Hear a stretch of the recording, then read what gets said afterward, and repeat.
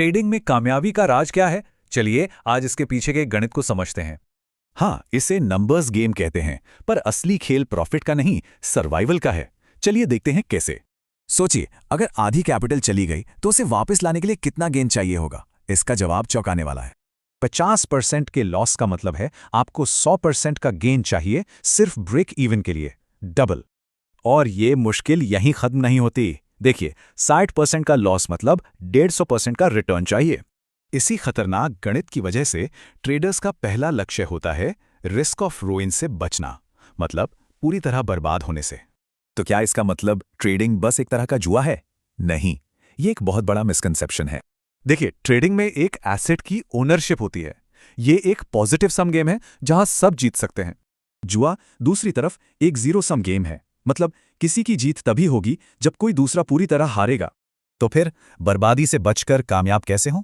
इसके दो हिस्से हैं, प्रैक्टिकल और मेंटल डिसिप्लिन। यहां खेल हर बार सही होने का नहीं है, खेल है गलत होने पर अपने रिस्क को मैनेज करने का। स्मार्ट ट्रेडर्स एक सिंपल सा रूल फॉलो करते हैं, हर ट्रेड पर अपनी कैपिटल का सिर्फ 1 से 2% रिस्क। तो सिर्फ 1-2% ही क्यों? क्योंकि इससे लगातार हुए लॉस भी छोटे रहते हैं और रिकवरी आसान हो जाती है। ये डिसिप्लिन आता है दो चीजों से, सही पोजीशन साइजिंग और उससे भी जरूरी स्टॉप लॉस।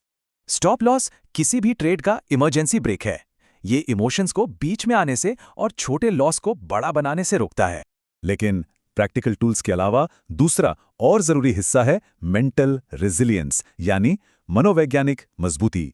जैसा कि ये कोट कहता है, सिर्फ इंटेलिजेंस से काम नहीं चलता, असली चीज है स्किल और डिसिप्लिन।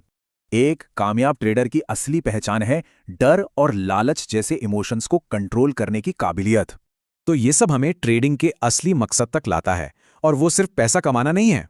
असली गोल है कैपिटल प्रिजर्वेशन, मतलब अपनी जमा पूंजी को बचाना, प्रॉफिट बनाने से भी ज्यादा जरूरी।